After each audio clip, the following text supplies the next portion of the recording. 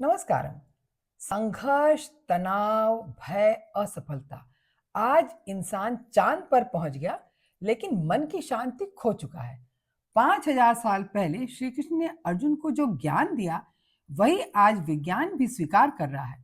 तो आइए जानते हैं गीता के वे रहस्य जो विज्ञान और दर्शन दोनों के चमत्कार हैं। रहस्य एक है मन का विज्ञान। कृष्ण जी कहते हैं मन ही मित्र है और मन ही शत्रु है।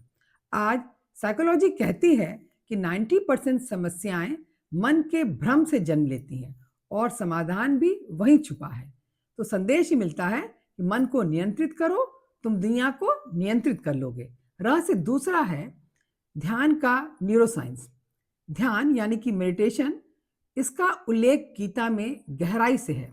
मॉडर्न न्यूरोसाइंस बताता है कि मेडिटेशन करने से चिंतन कम हो जाता है, एंजाइटी 70% तक घटा देता है और ब्रेन का जो ग्रे मैटर है वो बढ़ जाता है। यही तो श्री कृष्ण जी ने कहा था, चित्त को स्थिर करो, वही योग है। रस तीसरा है कर्म का भौतिक विज्ञान। गीता में नियम है कि कर्म कर, फल की चिंता मत कर।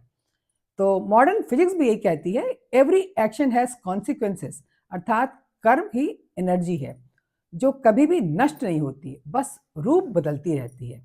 कर्म ये बराबर है ऊर्जा के नियम के बराबर। जैसे कि लॉ ऑफ कंजर्वेशन है ऊर्जा का नियम, तो कर्म ऊर्जा के नियम के बराबर कैसे है, इसको ये हम जान गए। रहस्य चौथा है कॉन्शियसनेस का रहस्य। तो कृष्ण जी कहते हैं मैं हर हृदय में स्थित आत्मा हूं। साइंस पूछ रहा है कि कॉन्शियसनेस कहां से आती है। क्वांटम मैकेनिक्स कहता है कि मानव का अस्तित्व ये किसके बराबर है, ऊर्जा और चेतना का संगम है, दोनों को मिला करके। तो गीता कहती है तुम शरीर नहीं हो, चेतना हो। आत्मा, रहस्य पांचवा है आत्मा इमॉर्टलिटी है, मतलब शरीर मरता है पर आत्मा नहीं। साइंस भी यही कहता है कि मैटर और एनर्जी कभी भी नष्ट नहीं होते हैं। और ये श्लोक भी कहता है न जायते प्रियते या कदाचिन। इसका अर्थ है कि यह आत्मा किसी काल में भी न तो जन्म लेती है और न ही मरती है, ये उत्पन्न होकर फिर होने वाली भी नहीं है। यानी इमॉर्टलिटी ये बराबर है स्पिरिचुअल और साइंटिफिक ट्रुथ के। अब हम आते हैं रहस्य छठवें पे, रीबर्थ एंड लाइफ। गीता कहती है कि जैसे वस्त्र बदले जाते हैं वैसे ही शरीर बदला जाता है। तो जेनेटिक्स और डीएनए रिसर्च यही कहते हैं कि कुछ क्वालिटीज जन्म से में आ जाती हैं, मिल जाती हैं, जो कि पिछले अनुभवों का संकेत देती हैं। नई देह नई यात्रा, पर आत्मा वही जो अनुभव लेती जाती है। रहस्य सातवां है बहुविश्व यानी कि मल्टीवर्स, इसका संकेत देती है विराट रूप दर्शन होने से, जिसमें कि अनगिनत लोक, अनगिनत ब्रह्मांड ये देखने को मिला था। तो आज की एस्ट्रोफिजिक्स भी यही मानती है कि मल्टीवर्स संभव है। गीता में पहले भी कहा गया है, वो बहुत पहले कहा गया कि अनंत ब्रह्मांडों के अधिपति श्री कृष्ण जी हैं। रहस्य आठवां है स्ट्रेस मैनेजमेंट सूत्र। गीता कहती है फल मुझ पर छोड़ दो। मॉडर्न साइकोलॉजी भी कहती है कि ओवर थिंकिंग की जड़ आउटकम पे चिपकाव है। जब कर्म कर्तव्य बन जाए तब स्ट्रेस गायब हो जाता है। रहस्य नौवां है धर्म ये कॉस्मिक लॉ के बराबर है। धर्म धार्मिक प्रथा नहीं है बल्कि ब्रह्मांड का नियम है, जो स्थिर रखे वही धर्म है। जैसे पृथ्वी का गुरुत्वाकर्षण वैसे ही मानव का कर्तव्य। रहस्य दसवां है हैप्पीनेस का फॉर्मूला। कृष्ण जी कहते हैं कि इच्छा, राग, द्वेष ये दुख का कारण है, जबकि साइंस कहता है कि डोपामिन एडिक्शन के कारण भी इच्छाएं कभी खत्म नहीं होती हैं, क्योंकि डोपामिन रिलीज होता है तो अच्छा लगता है, तो इसलिए इच्छाएं कभी खत्म नहीं होती हैं।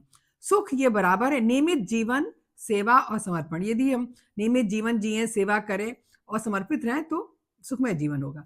रहस्य 11वां है मटेरियलिज्म का इल्यूजन। गीता कहती है जो दिखता है वो सत्य नहीं, हमेशा ऐसा सत्य नहीं, ऐसा हमेशा नहीं होता।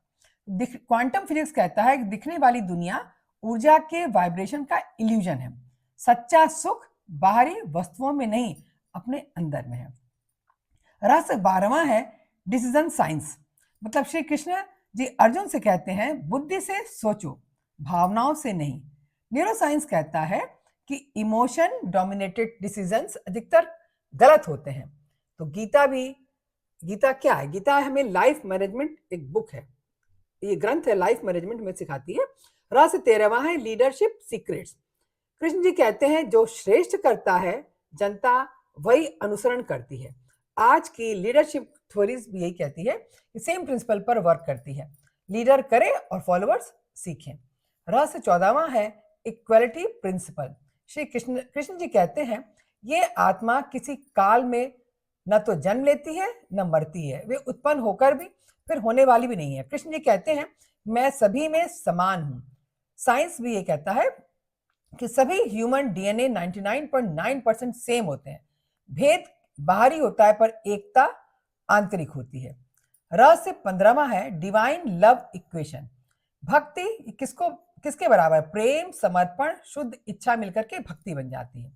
साइकोलॉजी कहती है ट्रू लव ये अटैचमेंट से परे है।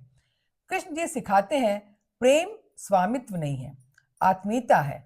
तो हम इसके क्लाइमेक्स में आते हैं कि गीता विज्ञान का भी अंतिम सत्य में देती है। विज्ञान कहता है कि सब कुछ ऊर्जा है, आध्यात्म कहता है ऊर्जा का स्रोत परमात्मा है। दोनों का निष्कर्ष एक है, सत्य एक है और वही श्री कृष्ण है, विद्या एक है और वही गीता है। अंत में बस इतना याद रहे, कृष्ण कहीं बाहर नहीं, हमारे आपके भीतर भी बैठे हैं। जब मन विचलित हो जाए, सांसें तेज होने लगे और डर घेरे, तो गीता खोलो, अर्जुन तुम हो और सारथी श्री कृष्ण सदा साथ हैं। जय श्री कृष्ण। अगर आपको ये दिव्य जानकारी अच्छी लगी हो तो इसको लाइक, शेयर, सब्सक्राइब करना कभी न भूलें। और थैंक्स फॉर वॉचिंग। जुड़े रहिए मेरे साथ अगले वीडियो के लिए। Thanks for watching again.